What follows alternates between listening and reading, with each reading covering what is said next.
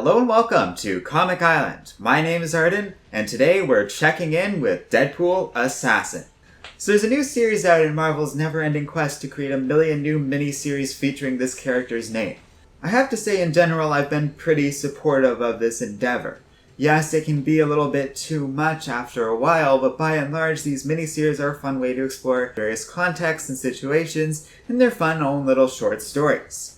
It doesn't require a lot of commitment or for you to read through a whole bunch of comics. It's usually just a quick little burst into something fun and easy to get through. To that end, and probably coinciding with the release of the Deadpool 2 movie, we have a new series focusing on Deadpool's role and capacity as an assassin. Written by Cullen Bunn and with pencils by Bagley, I was really looking forward to seeing another Bagley penciled superhero comic. This guy really made his name for himself doing the Ultimate Spider-Man comics with Bendis for over 100 issues. They were great together and it was really formative comic in terms of getting me into reading superhero comics on the regular, which ultimately brought me into this channel. So his artwork means a ton to me, and seeing him in the capacity of drawing a Deadpool comic is amazing. It's a bit of a jump for me seeing these Deadpool comics, considering how I'm used to seeing him do Spider-Man comics, which on the whole are far more tame. But Bagley does an amazing job getting into the gore and vivid fun of Deadpool. The way he does various action scenes and the artwork behind it is something truly remarkable. But as always, where Bagley is really at his best is doing these cartoon-like characters that have a lot of emotion behind them. There's this scene where Deadpool just passes out and it feels very human when it happens. A trait that's often easy to miss with Deadpool being so badly scarred, but Bagley does it well. In the first issue, some of his panels look a little rushed to me. The facial expressions aren't as detailed as I'm used to from this guy, but by issues 2 and 3 he really nails the artwork, and on the whole, this comic is a really fun thing to look at. With John Dell filling in the inks and Edgar DeGaldo doing the coloring, it overall is a wonderful comic to look at and a real treat from an artwork perspective. But Cullen Bunn's writing is where, unfortunately, I find this comic is a little bit lacking. The story involves Deadpool basically going through various antics as an assassin. Him doing 2 jobs in one mission is a really nice treat that is the feature of the first issue. Issues 2 and 3 then unravel the basic plot of the miniseries, where Deadpool runs into this woman who has these purple electrical abilities and is basically under the thumb of an Assassin's Guild. Deadpool threatens the Assassin's Guild into leaving her alone, agreeing to work with them instead as an assassin, so long as the targets are people that have it coming. They agree to this deal, but in a moment of humanity, Deadpool lets the girl tag along since he doesn't trust the assassins to leave her alone. And that's the basic plot of the miniseries so far. It's simple and actually works really well. The overall plot on the whole works as something relatively simple and fun, but also with a focus to it that a lot of the other miniseries have ingrained to them. It's easy to summarize the plot of something like Deadpool versus Old Man Logan, or Hawkeye versus Deadpool. Something like this isn't as easily summarized. Deadpool basically just runs around and does a bunch of crap. That actually would work fine for a series, but unfortunately, Cullen Bunn really falls short in writing Deadpool's dialogue. While some of the humor in this series works, and works pretty well if you ask me, other stuff is awful. The dialogue in so many of these comics and issues is just plain terrible. And while it's worst in issue 1 and does get a little better in issues 2 and 3, it is not much better. It is still a consistent problem and thorn in this comic's side. Every worst habit a writer has when writing Deadpool dialogue is on display here. If you've read this character in a bunch of comics for a while, or if you know him across a bunch of media, you probably know what I'm talking about. The unbearable, winking eye to the audience type of dialogue that gets beyond the charming sense of Deadpool that we see in the movies or in his better comics, and into a character that is fundamentally and profoundly annoying.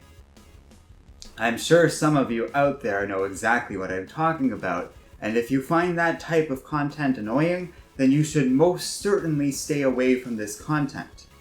If you find that complaint is often not applicable to the stories that you like about Deadpool, i.e. his more annoying and less fun dialogue doesn't typically bother you the way it does others, then you'll probably like this series and you'll like it a lot. Like I said, the action is amazing and the artwork is really good, and when Cullen Bunn is writing Deadpool in more serious moments, or when he outlines the general action and overall fun of Deadpool running around the Marvel Universe being an assassin, this comic really works, and it works well. It doesn't rely on some other popular character as a fun target or backdrop or a focus of this story. It instead just focuses on Deadpool bouncing from one interesting thing to the other. So he gets to fight this crazy band of mercenaries that kills all these people for no good reason, while also battling a hand ninja that's off in some castle somewhere. It's a good blend of fun on the whole, and as such, I really do approve of this comic when it's doing stuff right. But I cannot, for the life of me, get past that dialogue. It's really lacking in that regard, and I wish it were better, because if it were, it would work better as a whole. I also, for once, actually don't like the lettering of this comic. At least I think it's the letterer that's responsible. You can see visible lines around where the dialogue balloons should be seamlessly blending into one another. It's something very small, I fully recognize that, but I haven't seen that very often in many comics. Perhaps it's a printing error or something like that, but it is remarkably off. And I guess it wouldn't really be a printing error when I was looking at the digital version of the comic, so I'm not really sure what's up. This is something I noticed coming up a lot in the first issue, which on the whole was not very polished or promising. Like I said, issues 2 and 3 definitely have their improvements, but the comic as a whole is still just full of that awful, horrible dialogue that really holds this comic back in a big way. To that end, I don't think I recommend this series. There are better Deadpool miniseries out there, such as the aforementioned Hawkeye vs. Deadpool, or Deadpool Kills the Marvel Universe, that I enjoyed on the whole much more than this. If you are a fan of Mark Bagley like I am, perhaps this comic is worth checking out. I can't really speak for that. It really depends on how much tolerance you have for some pretty bad Deadpool dialogue on the whole. It's a shame too, because Cullen Bunn is a good writer who's very good at writing these complex, morally ambiguous characters. What we haven't seen him do before, or at least until now, is write a character like Deadpool who has a lot of humor to him, and it's clear that this isn't Cullen Bunn's strength. He's great at writing a character like Magneto, but here, it's just not as good.